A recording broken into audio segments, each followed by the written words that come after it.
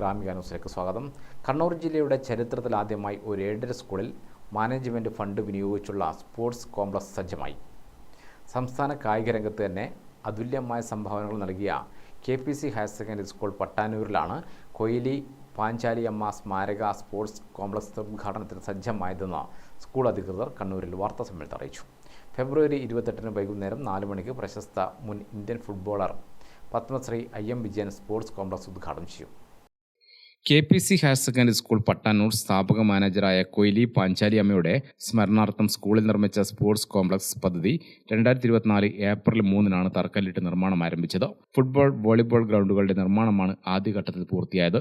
Basketball, cricket, badminton തുടങ്ങി കായിക ഇനങ്ങളുടെ പരിശീലനത്തിനും പ്രകടനത്തിനുമുള്ള സജ്ജീകരണങ്ങൾ ഒരുക്കുന്ന പ്രവൃത്തി ആരംഭിച്ചിട്ടുണ്ട്. പഠനരംഗത്തും പഠനാനുബന്ധ പ്രവർത്തനങ്ങളിലും കഴിഞ്ഞ 61 വർഷമായി സംസ്ഥാന ദേശീയ തലങ്ങളിൽ ചാമ്പ്യന്മാരാകാൻ സ്കൂളിന് കഴിഞ്ഞിട്ടുണ്ടെന്ന് മാനേജ്മെന്റ് പ്രതിനിധി AC മനോജ് അറിയിച്ചു.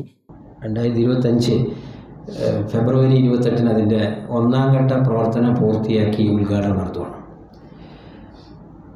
കേരള കായിക മേഖല സംഭാവന ചെയ്ത വലിയ ഫുട്ബോൾ പ്രതിഭ IM വിജയൻ പത്മശ്രീ ആണ് ഉദ്ഘാടന കർമ്മം നിർവഹിക്കുന്നത്.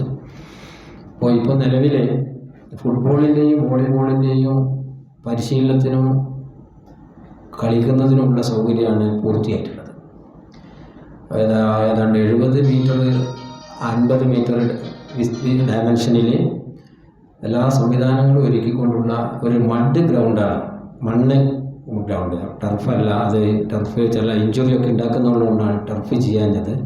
എല്ലാ സജ്ജീകരണങ്ങളോടും കൂടിയാണ് ഇപ്പോൾ ഈ 2 ഗ്രൗണ്ടുകളുടെ നിർമ്മാണം പൂർത്തിയായിട്ടുള്ളത്.